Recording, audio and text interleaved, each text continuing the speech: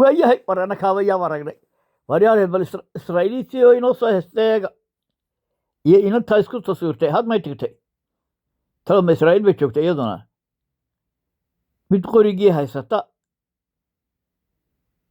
yaa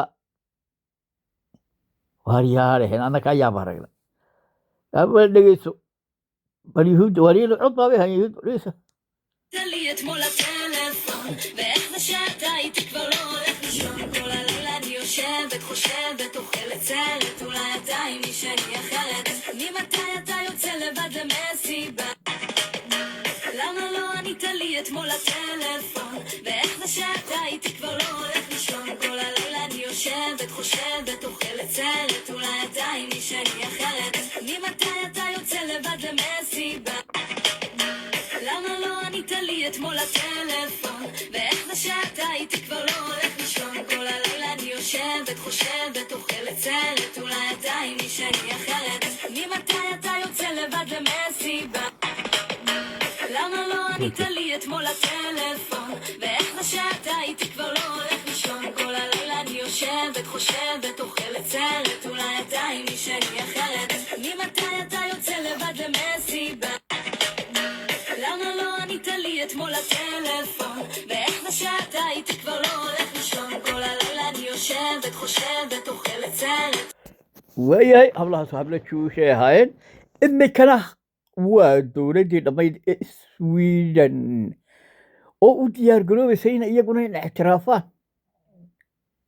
ilaa dhowr xildhibaan ayaa inoo ololeynaya iyo safiirkeennii halkaa joogay shaqada badnaa ilaahay haddaye isagana bal hadda ila yara dhegeysta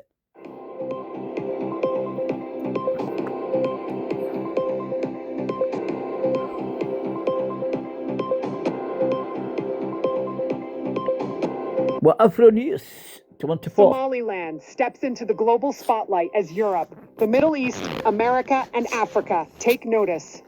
Somaliland is increasingly capturing international attention as diplomatic, parliamentary, and strategic engagements place the self-declared republic firmly on the global agenda.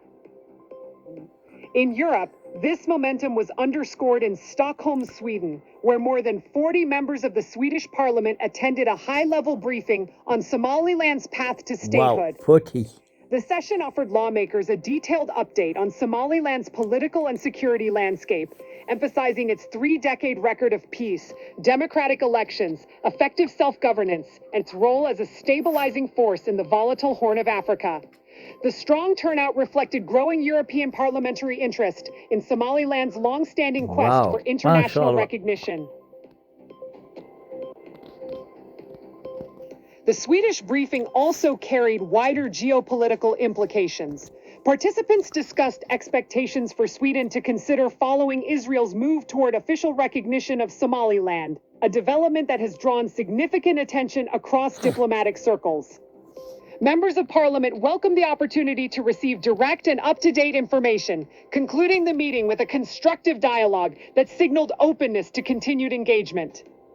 This shift in tone within European legislatures suggests that Somaliland is no longer viewed as a peripheral issue, but as a serious political entity seeking a place in the international system.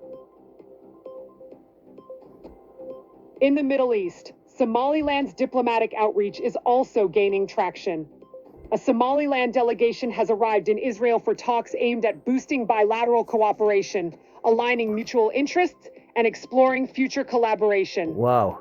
These discussions highlight Somaliland's strategic location along key Red Sea and Gulf of Aden maritime routes, an area of growing importance for global trade, security, and regional influence. Engagement with Israel further signals Somaliland's intention to diversify its international partnerships beyond traditional regional actors. Across Africa, Somaliland continues to present itself as a unique case, a territory that has maintained internal stability, held multiple democratic elections, and built functioning institutions without international recognition. While the African Union has historically been cautious on the issue, Somaliland's consistent governance record increasingly contrasts with instability in parts of the Horn of Africa, prompting renewed debates about pragmatic engagement versus rigid adherence to existing borders.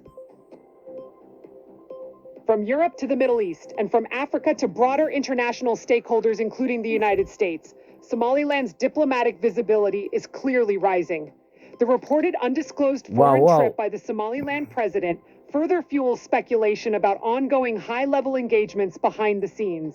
Together, these developments suggest that Somaliland's pursuit of recognition is entering a new phase one, marked by widening dialogue, strategic interest, and a growing willingness among global actors to reassess Somaliland's place on the world stage.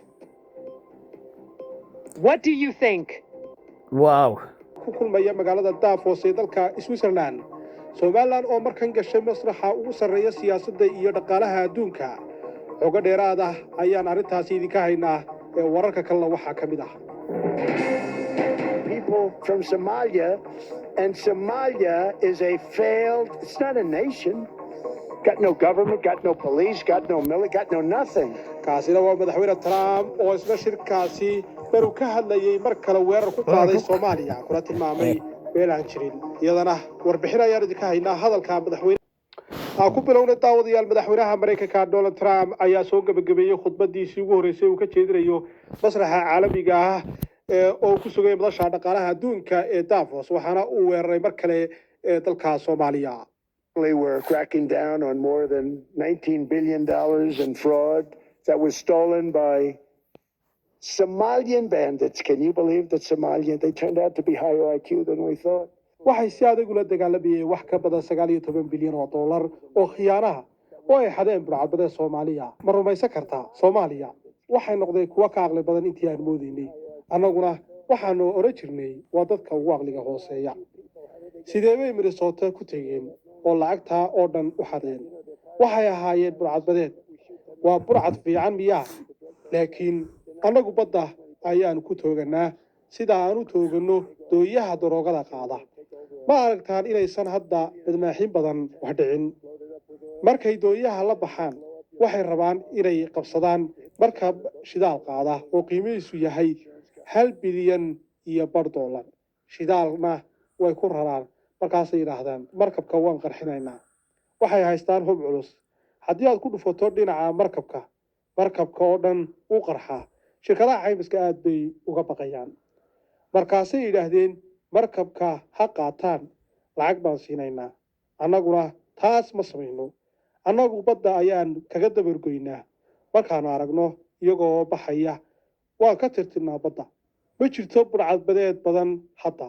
Haddii ay jiraanna waqti dheer ma sii jiri doonaan. Waxaan aad u dhinnay weerarada dooyaha daroogada sida sharci darrada ah u qaada xitaa kuwa badda hoosteeda mara ee submarines.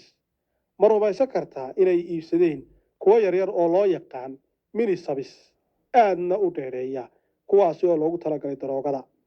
Laba ayaan burburinay. Dimuqraadiyiintuna waxay yiraahdeen waa kalluumaysi. Waxaan dhihi lahaa waxaa baabiisay fasax kalluumaysi. Submarine ma aha doon kalluumaysi. Kalluun laguma qabto. Laakiin annagu daroogadii badda ayaan ka jaray. Badaha iyo badweynta waxaan hoos u dhignay daroogada 97.2%. Ka fikirtaas maxaa yeelay ma jeclaan lahaa inaan noqdo qof wada mid ka mid ah doonyahaas. Waan ka adkaanay hadda dhulka ayaan u gudbaynaa dhinaca dhulka waa sahlan yahay. Waxaan hadda ka samaynay wax la yaab leh taasna waa ciidankeena weyn.